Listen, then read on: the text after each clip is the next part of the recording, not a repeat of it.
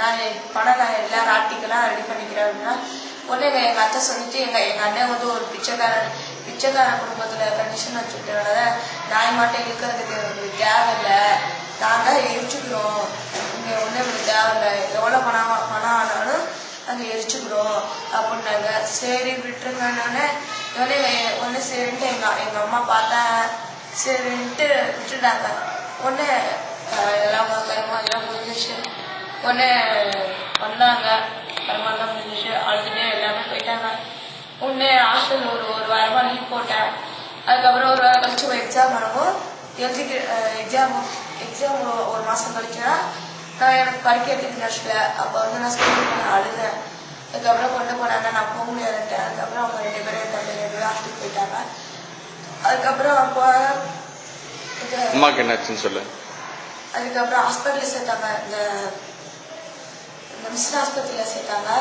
அப்புறம் எங்கள் அம்மா அவங்க சொன்னாங்க, நீங்கள் அதாவது பெரிய ஆஸ்பத்திரியில் சேர்க்கறதே நல்லது, இங்கே தான் அங்கெல்லாம் இலவசமாக இது பண்ணுவாங்க, உங்கள்கிட்ட பணம் இல்லை, அதாவது இந்த தொடையில் இருக்கிற இதை எடுத்து தான் இந்த இதில் ஆப்ரேஷன் பண்ண முடியும், அதனால் நீங்கள் இது பண்ணுங்க வேணாம் போங்க அப்படின்னோடனே சரின்ட்டு ஆட்டோ எடுத்துட்டு வந்துட்டோம். வந்தோடனே எங்கள் அம்மா இந்த சேர்க்கவும் எங்கள் இதில் ஏன்னா டிஸ்சார்ஜ் சீட்டு வந்து எங்கள்கிட்ட இல்லை, ஏன்னா பாதியிலே போயிட்டோம். அதனால வந்து நம்ம சேர்க்க மாட்டேன், புதன்கிழமை வாங்க, ஏன்னா அந்த டாக்டர் வந்து அந்த செக்ஷனுக்கு வரும்போது தான் சீட்டு கிடைக்கும், அப்போ அந்த பிரிவுக்கு போகலாம் அப்படின்னாங்க. உடனே எனக்கு இப்போ அந்த வார்டுக்கு போய் நாங்கள் இன்னும் அந்த சீட்டு இது இல்லை, அட்டாச் இல்லை. உடனே போனேன். உடனே காலையில் அந்த இது எடுத்துட்டு அங்கே ஏப்பா அப்படின்னு சாரி அப்படின்னு சொல்லிட்டு எங்கள் அம்மா கீழே கொடியில் வந்து மத்தியானம் ஃபுல்லாக அலைஞ்சு வந்து பார்த்தா கிடைக்கவே இல்லை. உடனே எங்கள் சித்தப்பா இன்னும் நிலங்க இருக்காங்கனாங்க. உடனே சரிட்டு வீட்டுக்கு அனுப்பி விட்டுருங்க அப்படின்னானே எங்கள் சித்தப்பா வந்து அனுப்பிவிடுங்கன்னானே சரி அனுப்பி விட்டுறலான்னு இருந்தாங்க. ஆனால் உடனே எனக்கு நான் வந்து எது நடிச்சோன்னா அதை நான் அடர்த்தியாக தீரணும்னு ஒரு வெறி இருக்கு எனக்கு. ஒன்று ஒரு டாக்டர் இருக்காங்க, அந்த மேடமோட எங்களுக்கு அவங்க என்னை கண்டா எடுத்து வேணாலும் வாங்கிட்டுருவாங்க. அவங்க போய்ட்டு என்னடா அப்படின்னா கூப்பிட்டு சொன்னேன், இந்த மாதிரி போய் உடனே அட்மிஷன் போடுறா அப்படின்னு போனேன். சொன்னேன் இந்த மாதிரி உடனே இது பண்ணாங்க. உடனே வீட்டு அட்ரஸ் எல்லாம் போட்டு அந்த அத்தாச்சி பழைய இது இருக்கு அத்தாச்சி போனேன். உடனே எங்கள் அம்மா ஒரு 2 வாரமா எங்கள் அம்மா கூட இருந்தேன். 3ஆவது வாரம் எங்கள் பிரிஞ்சுட்டேன். எங்கள் தாத்தா வந்து அடிச்சு இழுத்து அம்மாத்தனத்தை வந்து அடிச்சு இழுத்துட்டு போயிட்டாரு. உடனே அடிச்சு இழுத்துட்டு போயிட்டோடனே ஹாஸ்டல் போய் சேர்ந்துட்டோம். ஹாஸ்டல் போய் சேர்ந்துட்டு உடனே சொல்லிட்டாங்க, இவனுக்கு காசு தராதுங்க, எதுவும் தராதுங்க. உடனே அம்மாவுக்கு என்ன ஆச்சுன்னு கொஞ்சம் சுருக்கமா சொல்ல. உடனே எங்கள் அம்மாவுக்கு வந்து அந்த ஹாஸ்பிட்டலில் விட்டு வெளியே வந்தோடனே அன்பாலயத்துக்கு அழைச்சிட்டு போனாங்க. அந்த ஹாஸ்பிட்டலுக்கு போனோடனே அங்கே போய் இது பண்ணியிருந்தாங்க. ஒரு வாரமாக வெள்ளிக்கிழமை எங்கள் அம்மா இறக்குறாங்க. உடனே நான் அன்னைக்கு என்ன பண்ணேன், நல்லா ஜாலியாக இருந்தேன். எனக்கு அது அவங்க இருக்கிறதுக்கே பிடிக்கல. ஒரு வாரமாக அப்படியே போயிடுச்சு.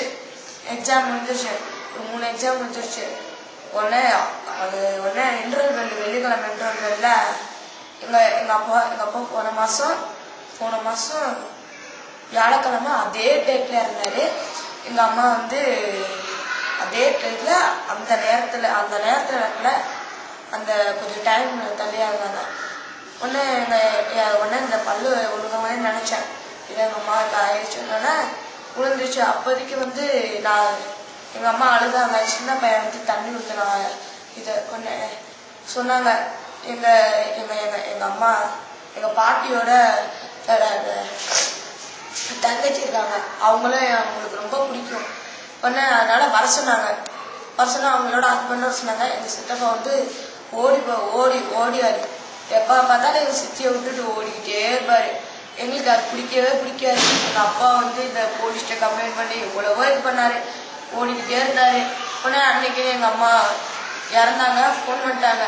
உடனே எங்கள் பாட்டியோட தங்கச்சி வந்து ரொம்ப ஏழை, அவர் வந்து துப்புரவு தொழிலாக செய்கிறாரு. எங்கள் தாத்தா உடனே செய்யவும் பார்த்தாங்க.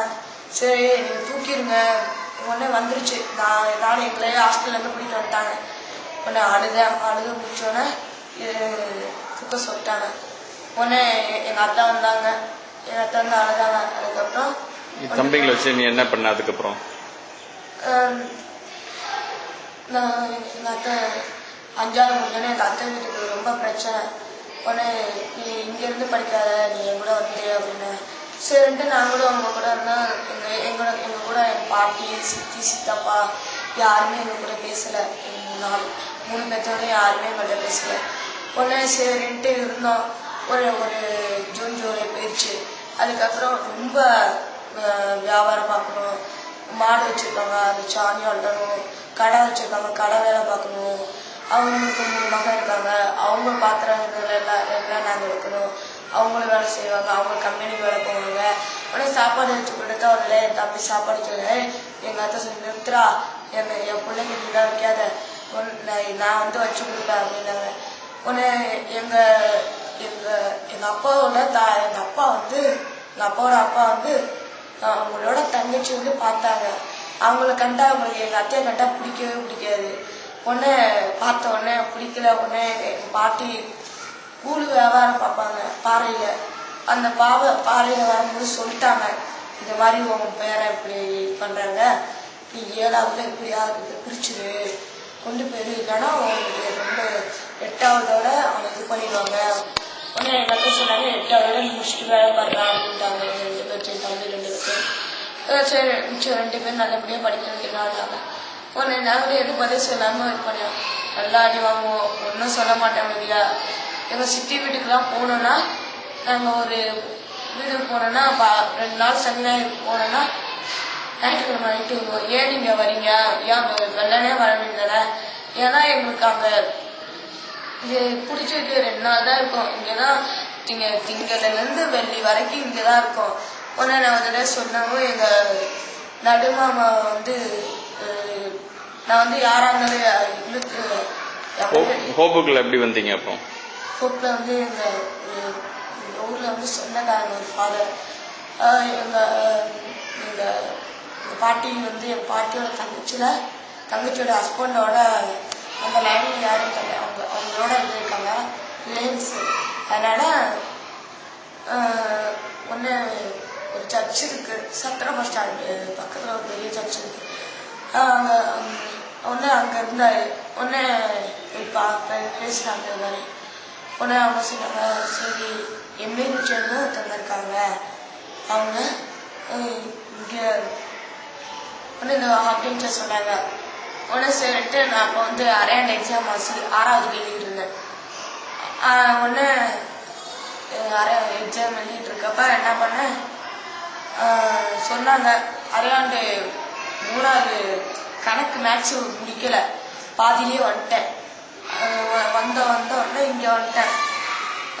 உடனே அழிஞ்சு திரிஞ்சு எம்ஏஆர் கிட்ட கண்டுபிடிச்சி அதுக்கப்புறம் சொன்னாங்க, நீங்கள் ஓடி போயிட மாட்டீங்களா, ஹாஸ்டலில் விட்டு ஒரு தடவை ஓடி வருவாங்க, அதனால் ஓடி போயிட மாட்டீங்களா, ஓட மாட்டோம் அப்படின்னு சொல்லிட்டு இங்கே கொண்டு வந்தாங்க. அப்போ வந்து ஆண்டனேட்டர் ராஜமுக்கா அங்கிள் ஆண்டிக்கு லீவு. அதுக்கப்புறம் வந்து அங்கிள் ஆண்டி லீவ் அன்னைக்கு உடனே சித்தப்பா விட்டு போயிட்டாரு. சொன்னார் நாளைக்கு வரண்டா அப்படின்ட்டு. உடனே சரி சித்தப்பா வந்துட்டு இங்கே இருந்தோம். அதுக்கப்புறம் ஞாயிற்றுக்கிழமை வந்தார். எனக்கு ரொம்ப இந்த இடம் பிடிச்சிருந்துச்சு. அது இல்லாமல் இந்த இடத்துல வந்து எனக்கு எல்லாமே பைபிள் சொல்லி கொடுக்குறது எல்லாமே நிறையா கற்றுக்க முடிஞ்சிச்சு. இப்படி தான் இருக்கணும், வாழ்க்கையில் இப்படி தான் நம்ம செயல்படணும். அப்புறம் வந்து நான் என்ன ஒன்று கற்றுக்கிட்டேன், ஹோப்புனா என்ன, அதாவது ஹோப்னா அது ஒரு நம்பிக்கை.